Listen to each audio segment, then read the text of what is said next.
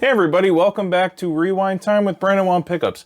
Today's really interesting, and it's a rare occasion to be able to work on some original Fender wide range pickups with the, the Kunify magnets, the big, the Kunify, that everybody goes haywire over. Here they are. So my customer sent me a set, and he wants these potted in wax, and I'll explain why. One of these pickups, there is a short in one of the bobbins, and I believe that was a neck pickup. And so I went ahead and already carefully took the solder joints apart and took the cover off. Here's the original cover. And this is what it looks like underneath. Now, if you can see where the little black marks are, that's where I took off this electrical tape. Kind of insulates these little terminals on these bobbins. Now, if you ask me, I think that's a poor design, because there's a lot of these old wide range pickups where I've had to repair and insulate these a lot better, these terminals at the end of the top of the pickups, because they were actually grounding out on the cover. So my bobbins that I had made are similar to this, and they do have the notches out. And originally I thought I wanted to have those little metal tab terminals coming out of the bobbins, but I changed my mind. But at least it kind of looks cool, but it doesn't really affect anything that there's no terminals on them. But yeah, I don't like that design. I don't recommend that design.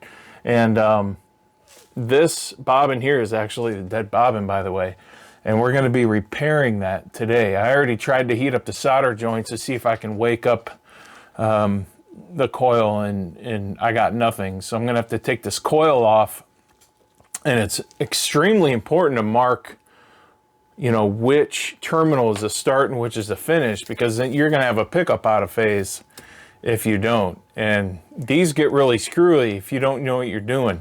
I've seen where guys have taken out the magnets and they don't know which way to put them back in, and they're all, magnetized a certain direction, and it gets all screwy, and they give up on trying to fix it themselves, and they send it to me, which is good for me. However, if I can help anybody else, all you DIY guys, do-it-yourself guys, then I'll help, if you ask me. But anyway, let's take this bobbin off and try to find the break. And if we can't find the break, we'll just rewind it, and I'll show you what that looks like. So here we are at the big green winder here, where I wind the T-top pickups and the wide range, because it's got the red poly wire 42 gauge hooked up to it. I can do 8 bobbins at a time. So I have the original wide range bobbin right here, and the rest are my bobbins for my wide range build. So they're the exact same size and everything. I've got it all ready to go.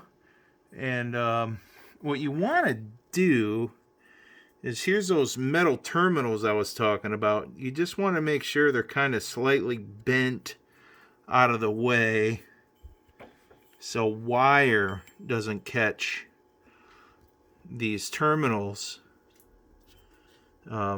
while the bobbin is filling up. So it looks like we're clear on both ends. We'll go ahead and start this thing up.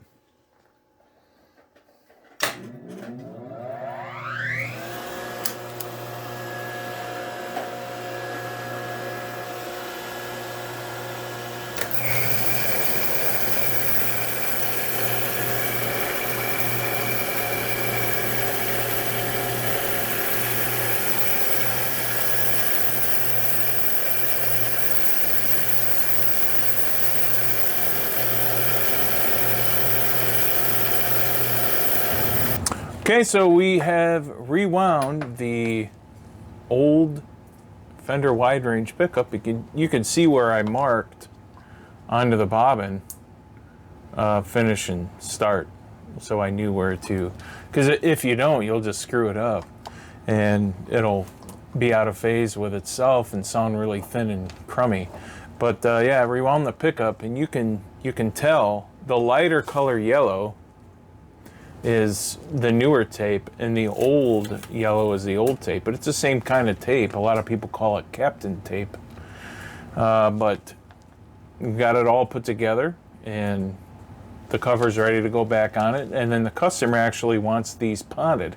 Now, these did not come from Fender potted, but they do squeal a lot. The originals squeal a ton, especially with overdrive. So you got to remember, back then they didn't use too much heavy overdrive like we do now today. It wasn't like heavy metal. It was more like, you know, what, like Led Zeppelin stuff and whatever. But anyway, there'll be a lot more useful potted. Does the vintage value go away? Maybe so. It depends who you talk to. But I would much rather have a vintage pickup that you know, works and functions in all styles of music than, you know, be limited because of some squealing, just because of the way these are made. Anyways, thank you so much for watching.